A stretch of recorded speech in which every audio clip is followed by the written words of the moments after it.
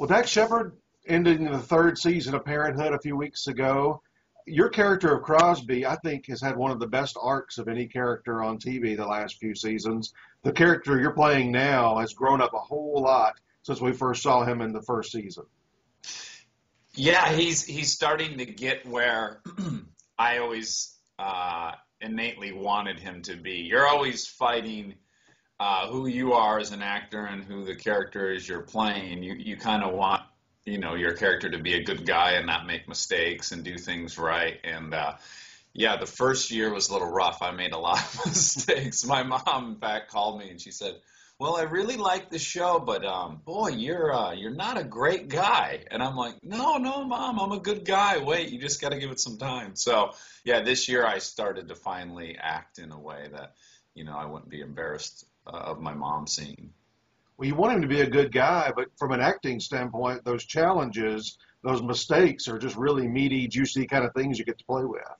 Well, they are, and that's why most of your desires, your selfish desires, are kind of counterintuitive to what makes good drama or what makes good TV. Yeah, the more mistakes I make, the more interesting my character is. So, yeah, luckily we have a showrunner and creator, Jason Katims, who, I can let him do all that thinking. I have total faith that he knows a lot more than I do about, when I'll lose everyone, how, can we get everyone back? Because I'll be reading stuff and I'm like, okay, so he cheats on Jasmine. All right, well, we'll see how that lands.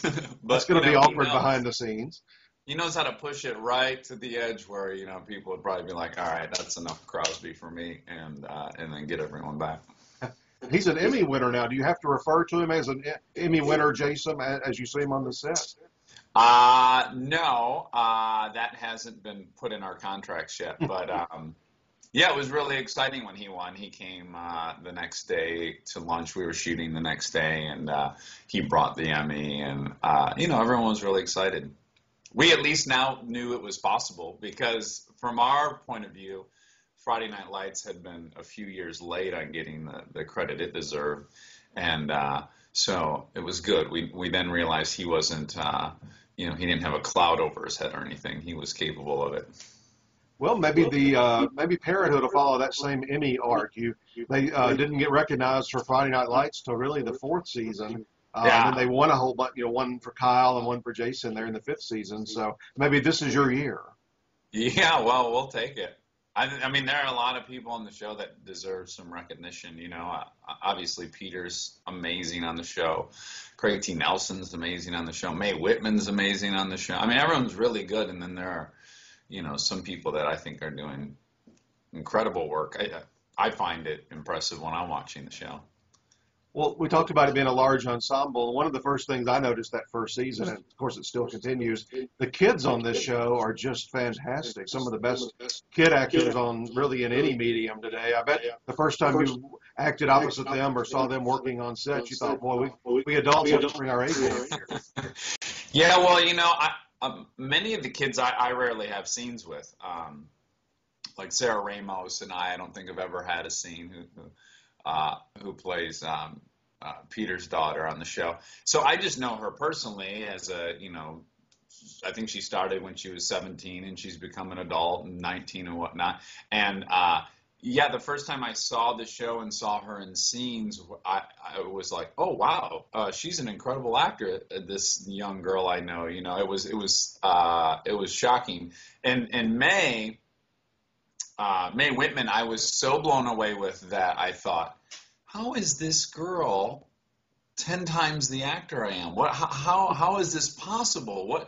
And then getting to know her better, she's been working twice as long as I have as an actor. She has an incredible amount of experience and practice. She was in When a Man Loves a Woman when she was a toddler, So she's probably tied with Craig T. Nelson as far as most years spent on a set. Well, Tyree is the one you get to act opposite the most in terms of the children. That's a great relationship there. And that's great for me. That couldn't have worked out more perfectly because he had never acted. He has no good or bad habits. He has no training to break. He he was just a blank slate, which was really fun for me to work with. And I obviously embrace a lot of improv, and I enjoy that part of the show, and we're so lucky that we get to do that. And so he has started his acting career in scenes quite often heavy with improv. So his improv skills for an 8-year-old kid they're pretty impressive, and it's really fun to work with him because that's all he knows. That's what he's comfortable doing now. Well, the two big storylines you had this season, one was you and your brother, played by Peter, buying the luncheonette, Yes. moving out of working for somebody all these years as a recording engineer, but owning your own. And then the other storyline being the ups and downs of your relationships and ultimately getting married in the finale. What did you enjoy most about this past season? Well, I think if I had to pick one thing I liked the most, I had so many scenes with Peter this year. In the past, he's always been probably the person I had the second most amount of scenes with after Joy. But I've always enjoyed that so much, and to have the majority of my stuff this year with him was really the highlight of the 3 years. He is he's like Tim Duncan from the Spurs. He's like quietly getting 38 points, and you don't even see it coming. He's just so he just really brings out the best in everyone that is on the show. Most people's best scenes are with Peter Krause. There's something about him that really elevates everyone's game, and we just have a great rapport. We have a real life affinity for one another, and it's I think it's kind of palpable on the show. Like, you can tell, even when we hate each other, we genuinely love each other a lot, and so it's fun. Getting to know him personally is great, and we just have a lot of fun together on set. So yeah, I love that storyline. I hope we own the luncheonette for 10 more years together. Well, that was in question there until, I guess, the last moments of the finale. Yeah, it's really funny. I was occasionally I'll get caught up in trying to evaluate whether America is going to who they'll empathize with or sympathize with, and I thought everyone in America is going to think I'm an idiot. Like, $1 million is huge. You'd sell your kids for $1 million. I mean, is anyone going to see my point of view? But now, for me, it was a very easy connection, which is, if you told me Parenthood, I would make $0 to work on, or I could go work on a show I don't like for $10 million. For me personally, I would stay at Parenthood. My life is going to work every day and being there 12 hours a day. So that's actual life, and I really connected to that with the luncheonette, which was, okay, let's sell it for $1 billion. Who cares? Well, $10 billion. I still want to come here every day. What am I going to, I don't want to go join a golf club. I want to be here with you doing this. And that wasn't a hard parallel for me to draw between the luncheonette and, say, being on Parenthood. Well, it comes down to your my role on Parenthood for any amount of money. I guess that's all. Yeah, I'll cut that out for your agent. Your agent doesn't need to have that on the record. Yeah, not a great bargaining tool to say you would do. Well, as you say, it comes down to your dreams in life versus money, and what are you willing to give up, and what will you take? Absolutely, and what do you want out of life? Crosby doesn't want a huge bank account. He wants to have a great time every day. Well, I just love that whole perspective of the show that you've talked about, the new work environment. That's just a great set. That's just a great premise, I think, I don't think I've ever seen that particular premise on a TV show like this, especially. It probably is a lot of fun just to play that kind of a job. It is really fun. It's a really cool environment. There's built-in activity for an actor. We're recording people. We get to play instruments in the show. It opens up the door to, like, all kinds of interesting guest stars and real life musicians and whatnot. So, this season, when I walked into the luncheonette when it was done, I was really blown away. I think that's the best set that has ever been built on our show. Is really, I was sad to see the houseboat go, but it being replaced by the luncheonette was worth it. It's such a cool, you want there to really be a luncheonette in real life that you can go to the soda fountain at. Well, like I said, I just really, really enjoyed your character arc this year, and I would love to see you in that supporting actor category at the Emmys this summer. If that happens, as you know, you've got to choose one episode from this season. And I know it's a little early to be thinking about it, but sometimes it's good to at least be pondering it. Do you have one in particular in mind that you really, really thought gave you the screen time as well as had a really good storyline for you?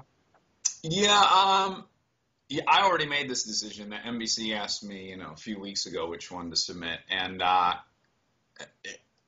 yeah, it was really tough. I certainly had episodes where I had big important scenes, and then I had episodes where I was more present, and you got to see me do more things. So at the end of the day, I ended up picking 317, which was when Jasmine and I go camping with the boy, and we end up, she asked me to marry her. It's really a great episode to submit for her, really. But yeah, that was the one I ended up picking. I don't know if I did a good or a bad job. I'm not, I certainly wasn't going to sit and watch 13 hours of the show all over again and drive my wife crazy just to find the perfect scene. So I pretty much just thought, I'll just give them the one that I'm in the most.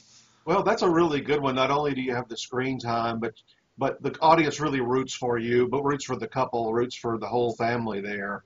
Yeah. There's a negative sometimes. Sometimes you had some really great anger scenes this year. But yes. I always tell people when I'm helping them choose, I mean, you don't want to alienate the voters either. You don't want them rooting against you, even though you're giving a good acting performance. Yes, exactly. Because assuming they haven't been on the whole ride with me and don't know that explosion's very justified or any of those details, yeah, as a standalone, it's very tricky. I don't know what the right approach is. I love that episode where you and Peter got in such a argument over the where he's on the cover of that magazine. I think that was the poker game episode, but I don't know that you come across as a character looking all that great in that one. No, yeah, that wasn't my finest, that wasn't Crosby's finest moment. Which ironically means you've done a really good acting job to make the audience dislike you for a little while, but I don't think judges, particularly Emmy judges, care for that kind of thing. And you have no perspective as the actor. I've heard really great actors say, no matter who they're playing, they have to love the person they're playing. And without me consciously deciding to love Crosby, I just do. So when I see him explode on screen, it doesn't affect me at all. I just, I understand why he's upset or whatnot. And it is hard to have a perspective on how that's received, or if that's off-putting or not. For years in movies I played, like in Baby Mama, I was this dirtbag who was trying to sell his wife's eggs, and I did all these characters that were not super likable, and it occurred to me like, people in America think I'm kind of that way, either that I'm stupid or that I'm a jerk. And I had been assuming, people just realize you're playing. But, how would they know? They don't know me personally. So that's right. But Crosby is definitely the closest character I've played to myself, I think, for sure. Well, another character we both ride Ducatis, for Pete's sakes. I mean, it's almost identical. A character I want to ask you about. You've got a movie coming out later this year, and all the pressure in the world is on you, because if it's not good, it's on you. You directed it, you wrote it, you star in it. Tell us about it. There's no one to blame. No one to blame. You get all the praise or all the criticism. All the glory or all the shame. For me, whether it does well or not financially, that's so out of the realm of what I have any say-so in or any control over. But, I've been in a bunch of test screenings for this movie. I see how it plays. I've watched, the reaction to people. So for me, I've gotten everything out of it that I could have ever hoped to get out of it. Now, if it does well and this is successful, that's amazing, because that just means I get to do it again and again. If it tanks, which the majority of movies do, I'll still feel good about it. It was, we shot it during the hiatus last year between season 2, and then all of season 3, when I wasn't at Parenthood, I was editing at my house, and I was working with the guy scoring the movie, and the whole season was taken up doing post-production on this movie. So it was definitely the hardest year I've ever had workload, and to see that it turned out the way I at least wanted it to is hugely satisfying. Well, tell us what it's about. You were shooting 18 episodes of a TV show at the same time. Yeah, it's a little exhausting.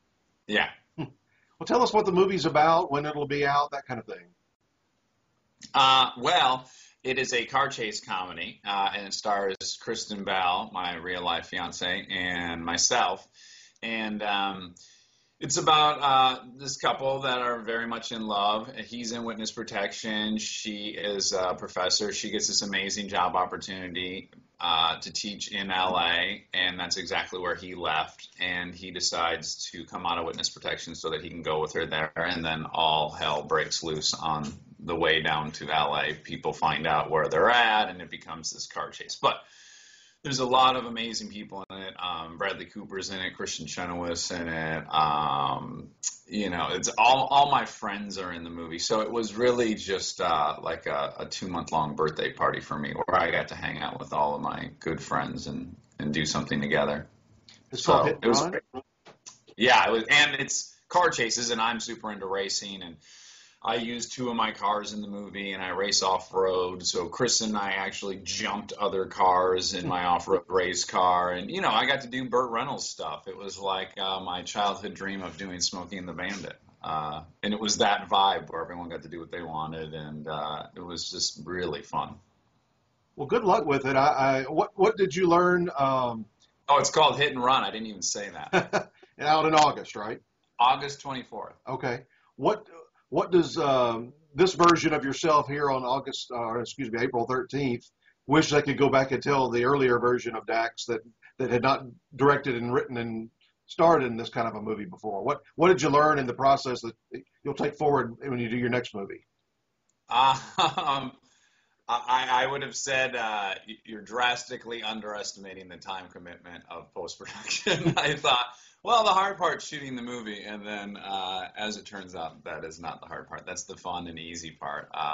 It's getting it across the finish line. You have a mountain of media to then edit, and there's 80,000 different versions of a movie just waiting to be edited one way or the other, and then you really don't know what you have until you're sitting with audiences, and then you're so deep in it, you've been looking at the same material for so many months, and then to see it through an audience's eyes who have no idea what they're watching, it gets real informative in a hurry. So the lesson I learned is you can't know. And to think you know how it's going to be received is a waste of your time. You just got to do what you think is right, and then you go and see how it's received, and then you adjust accordingly, Make a movie you would enjoy, and you got to accept the fact that others hopefully will too.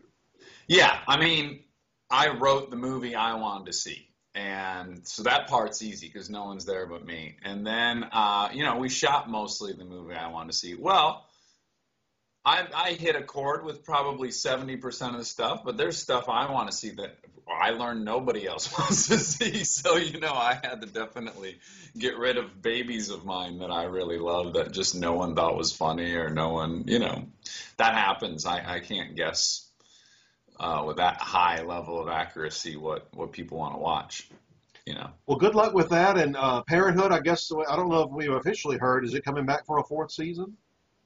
We haven't heard anything, and in the previous 3 seasons, I wouldn't have given it, I wasn't bullish one way or another about it. I was waiting to find out. I feel like of any of the years, this would be a year I feel we most likely to come back. But then again, I don't know what happens at NBC. I know they shot a bazillion pilots, and they have a lot of talented people making pilots this year, so who knows? I'm sure it'll be a very hard decision for them to make. Well, thank you so much for joining us. I hope this show finally gets on the Emmy radar this year, and you especially, because I think of all the characters on the show this season, you had the biggest and best arcs of everybody. Thank you so much.